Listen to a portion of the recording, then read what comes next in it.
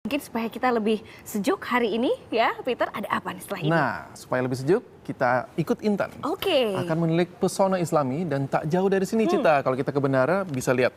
Oh, saya tahu itu ada di dekat bandara tuh ada sebuah masjid berkubah warna-warni, berarsitektur cantik ala Eropa Timur. Pesona Islami ini sekaligus juga akan menutup kebersamaan kita pagi ini. Ya. Saya Masyita Bazian. Dan saya Peter Ngantung, selamat pagi dan Selamat menyambut akhir pekan.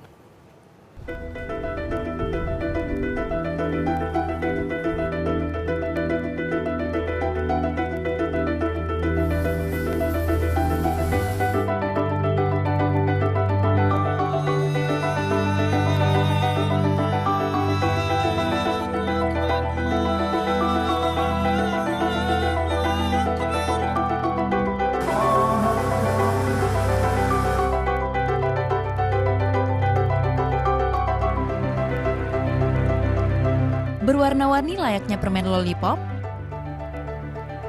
ronda meriah nan menawan, taman hijau sesejuk alam, sudut demi sudut bangunan punya karakter, megah berdiri untuk memuji kebesaran Allah Subhanahu wa Ta'ala.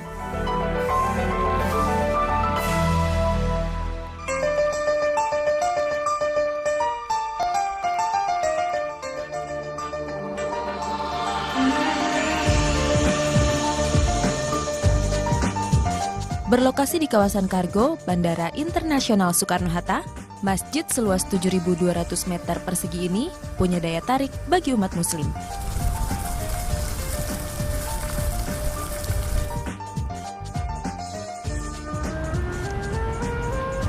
Namanya Masjid Al-Furqon, artinya pembeda, yaitu berbeda di antara masjid-masjid di kawasan bandara.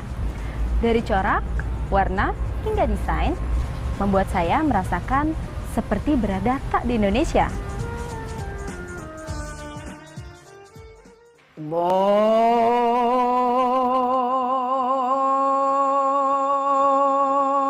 Akbar, Allahu Akbar. Hayya 'alas salat.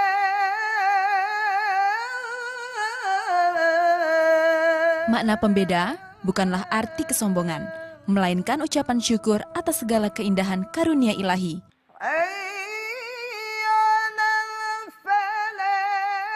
Perbedaan ini pun muncul dari ketidaksengajaan yang menghadirkan decak kagum.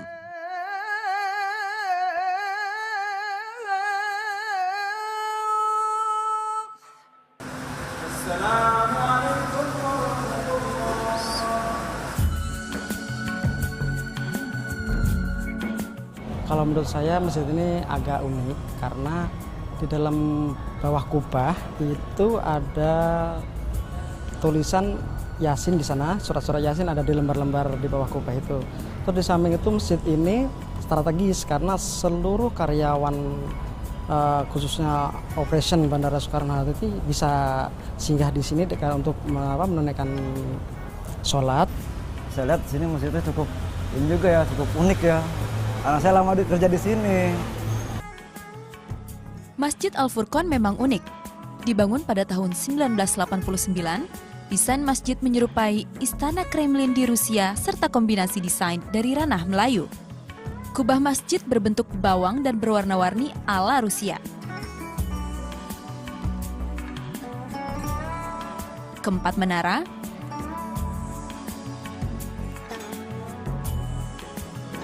jendela,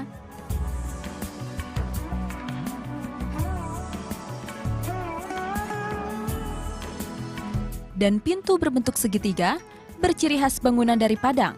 Ini untuk tandakan daerah asal sang pendiri masjid. Kapasitas ruang cukup luas.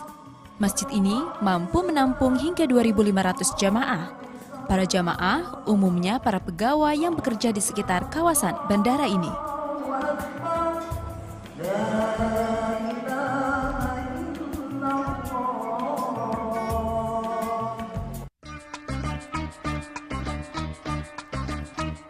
Kokoh, klasik dan nyaman. Inilah suasana di dalam masjid. Semakin indah karena tepat di dalam kubah utama masjid terdapat 8 buah kaligrafi surat Yasin yang berukuran besar.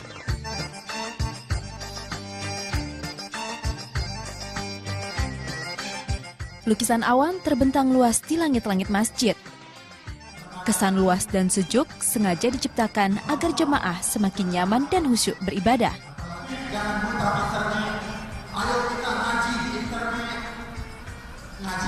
Subhanallah, indahnya. Ini sebenarnya masjidnya kok bisa bentuknya kayak gini? Itu terinspirasi dari mana sih, Pak? Masjid ini kalau dibilang terinspirasi dari mana, kelihatannya sih nggak ada inspirasi ya. Cuman kita kepengen supaya kubahnya itu bentuknya dari bawah mengerucut, ya seperti kubah biasa lah. Tapi kita kepengen yang lain sehingga ada seperti apa ya, seperti lollipop apa itu. Nah itu lollipop, dan kita pernah dengar atau saya pernah lihat di dalam buku-buku itu yang lollipop itu adalah yang ada di Moskow. Jadi kira-kira kita mau ngikutin itu. Oke, terus proses pembangunannya bisa sampai sekarang ini tuh berapa lama, sama arsitekturnya sebenarnya siapa sih Pak arsiteknya? Di sini kalau dibilang masjid ini arsiteknya siapa? Kalau saya tidak berani mengatakan arsitek, karena kalau arsitek itu konotasinya adalah seseorang yang lulus daripada Fakultas Teknik jurusan arsitektur. Di sini yang mendesain atau yang merencanakan itu adalah namanya Pak Haji Buyung. Kelihatannya beliau itu adalah yang sudah berpengalaman, yang kelihatannya sense of arsiteknya itu tinggi. Sehingga barangkali dengan ide-ide beliau dikira ini adalah dirancang oleh seorang arsitek, padahal enggak. Pesawat boleh terbang lalu lalang, namun ketika azan berkumandang, masjid dipenuhi jamaahnya. Sholat dengan nuansa klasik, menyejukkan, membuat ibadah semakin tak terusik. Unik, klasik, dan penuh manfaat, Masjid Al-Furqon membawa kebanggaan, kekuatan, sekaligus ketenangan bagi umat muslim untuk menyembah dan memuji karunia Allah Subhanahu wa Ta'ala. Keistimewaan menjadikan masjid ini sebagai salah satu pesona Islami di negeri ini. Intan Novianti, Trio Satria melaporkan untuk NET.